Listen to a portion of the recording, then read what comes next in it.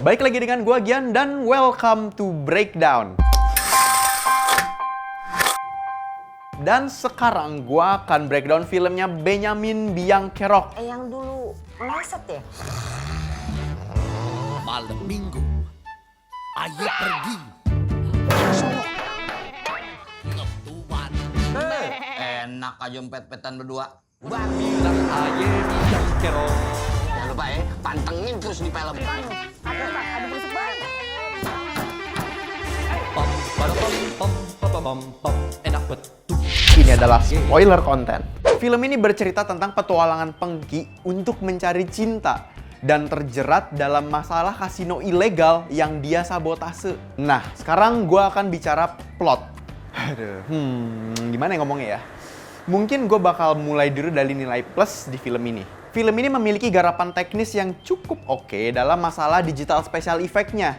Dari settingan lokasi, properti yang digunakan, wardrobe, itu nggak harus belajar film aja udah kelihatan bahwa film ini digarap dengan budget yang cukup besar. Dan mohon maaf nih, sekarang gue akan bicara nilai minus dalam film ini. Siap-siap ya guys, because it's going to be a lot. Film ini dengan sukses menyia-nyiakan aktor kelas A seperti Reza Rahardian dengan skrip yang tidak matang dan karakter yang nggak ada breakdownnya. Selain dia berwatak seperti Benyamin Sueb aja. Dan speaking of script, kayaknya tim penulisnya lupa matiin caps lock karena isinya teriak-teriak, nasehat, teriak-teriak, bentakan, teriak-teriak. Capek gue nontonnya. Mariam Bellina teriak-teriak, Reza Rahadian juga teriak-teriak, terus ada Omas teriak-teriak, ada ibu-ibu rocker teriak-teriak juga. Dan puncaknya itu adalah saat adegan Omas di depan rumahnya teriak-teriak. Dan saat Reza naik juga teriak-teriak, ada bocah juga teriak-teriak, itu semuanya teriak. Definisi pusing itu ada di scene itu. Mungkin lu mau membawa stereotipnya orang Betawi. Tapi saat gua lihat dan prakteknya, I think you kinda overdo it.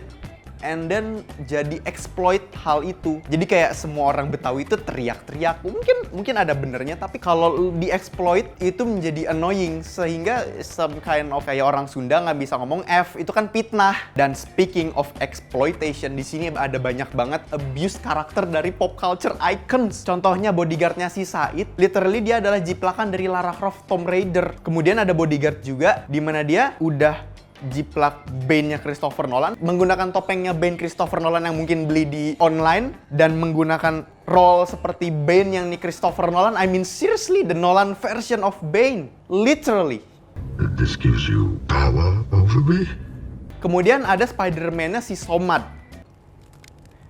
Oke, mungkin itu nggak terlalu, cuman it counts. Dan menurut gua akhirnya masuk ke satu titik, one thing that missing in this film, its originality and its soul. Dengan filmmaker di balik layar dan aktor yang main sekelas itu, jangan-jangan ini adalah sebuah kesengajaan. Jadi kayak you seriously make a terrible movie with a huge budget. Gua nggak tahu ini cinematic universe-nya siapa, tapi film ini tuh kayak gado-gado banget. Bayangin, di film ini kayak ada 4 film yang diedit jadi satu dan nggak selesai.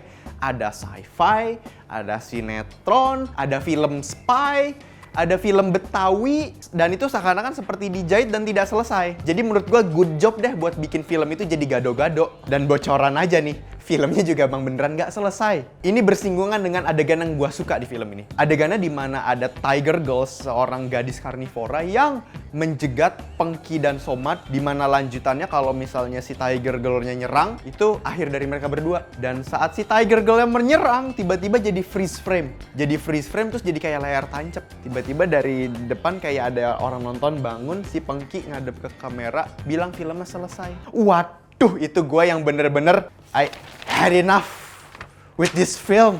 Tapi di satu titik gue seneng banget. Kenapa itu adegan favorit gue? Karena akhirnya filmnya selesai. Dah. Ini tebakan gue aja ya. Kayaknya film ini sengaja dibikin hancur.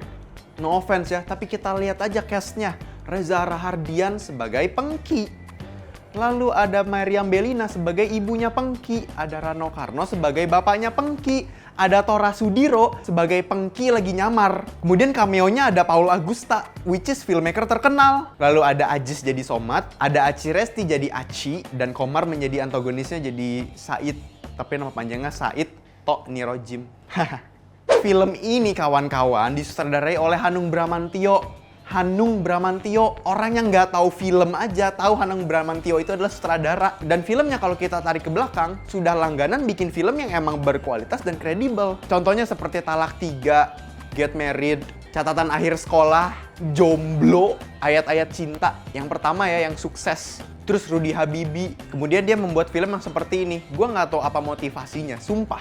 Dan awal film ada statement bahwa film ini dedicate to Benyamin Sueb almarhum. If this film dedicate to Benyamin Sueb, I'm sorry to say, gue nggak bisa menganggap film ini sebagai tribute-nya. Karena Benyamin Biangkerok adalah motion picture klasiknya Indonesia, peninggalan tahun 1972. Kalau misalnya film ini mau dijadikan tribute untuk film itu, gue dengan berat hati tidak akan menganggap itu sebagai tribute-nya. Gue kasih nilai 10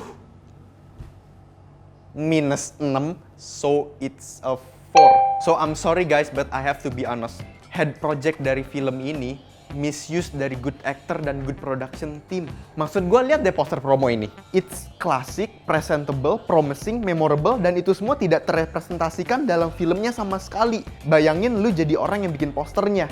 Kecewa nggak lo? Dan lo abusing copyright pop culture icons, man.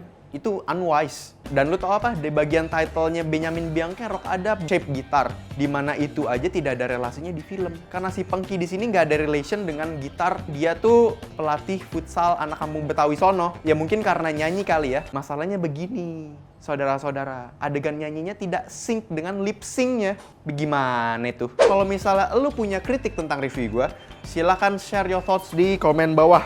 Kalau lo punya rating sendiri dan review sendiri tentang film ini, please silahkan share di kolom komen bawah. Jangan lupa like, komen, dan subscribe ke channelnya Kincir Cinema Club.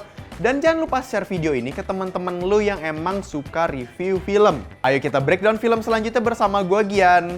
Dadah!